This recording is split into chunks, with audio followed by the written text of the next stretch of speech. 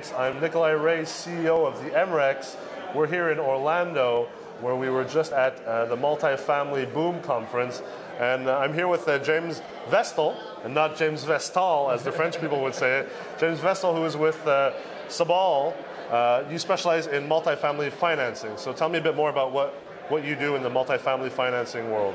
Yeah, at Sabal, we have several products that we offer to our multifamily clients. We're purveyor of Freddie SBL. We just got our Fannie Mae license, so now we do both agencies. We have a bridge product, and we have a very versatile CMBS product that can do anything from multifamily to self-storage, mobile home parks, student housing. So awesome. Quite an array of different types of loan vehicles. Yeah. How important is it, knowing that there's all those types of loan vehicles, for the multifamily investor who's listening or the syndicator? How important is it to determine which loan vehicle to go with, depending on whether you're just buying a property or you want to do a value add or you just want to refinance a stabilized property? How important is that versus just interest rates? Because we often hear, investors, especially newbie investors, talking about, oh, well, I'm shopping for the best interest rate. But is it not more important to decide on which loan product you're using rather than the interest rate? Absolutely, especially when it comes to where the property is located. Yeah. You can often get different financing from a different agency at different price and terms, if you will, which may be more beneficial in one area as opposed to another geographical area.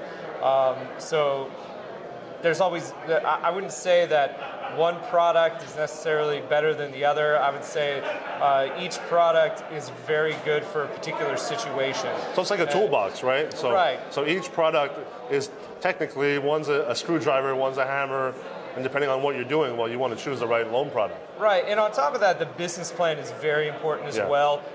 You have to focus on, like you said, if you're doing a value add, how do you get from the value add aspect of it to a more stabilized property, and with that, more stabilized debt. Yeah.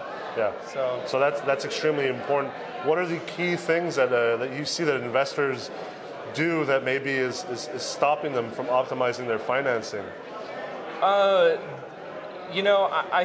think the big thing that you need to do when you're looking to optimize the financing is make sure you're asking yourself the right questions about your project. What do I hope to achieve? What's my exit strategy? How long do I want to hold the debt? All of those answers kind of give us a little bit of a guide to point you in the right direction of exactly what type of loan would be best for you. Yeah.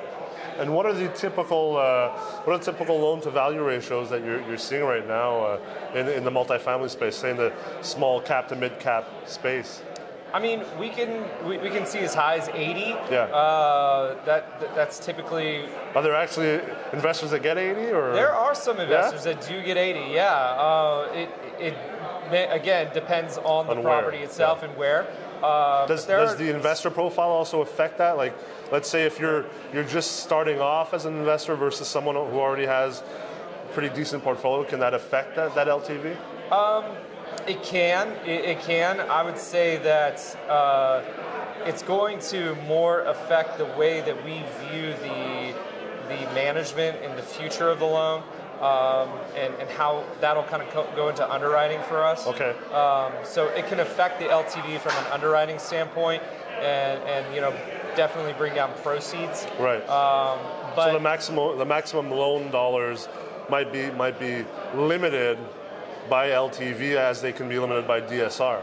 Yes, yeah, absolutely, right. Absolutely. What I like to call economic value. I know that's not necessarily a term that's been popularized yet in the US, but I ultimately call that what is the economic value, or what is the value that the banks or the financial institutions are willing to underwrite on according to their risk management model. Yeah, and that's actually a very good way to term it, I think, because you often the way that we as a lender are going to underwrite a deal is going to be significantly different than the way an owner or a broker is going to underwrite it. Your numbers, even after a year of ownership, may look significantly different than the way we underwrote it, but we have underwriting standards that we all kind of have to adhere to within the industry, so that it can be an even playing field. Right. Well, I think it's important that investors understand the role and the responsibilities of every actor in the market, right? Because, I mean, I hear a lot of multifamily investors and syndicators kind of, you know, they go into a deal, they think they're going to get X amount of loan dollars, they think they're going to get X type of financing, and then it doesn't work out, and then they're like, you know, they always kind of take the position of saying, oh, the banks or the bankers, you know. But I think you have to understand as an investor, a banker's role or financier's role is to manage risk and to minimize risk, whereas when you're an investor on the other side, your role is to take risk and try and maximize profits off of that risk. So I think it's important for an investor to understand the risk management side of things and how bankers work and how financiers work. Because then once you do that and stop kind of playing that whole kind of victim game of saying, well, those bad bankers, well, then you build a true partnership and are able to get out the right loan products and do what you have to do, right? Right, and I would say utilize a resource like myself. Yeah. We love to look at deals. Yeah.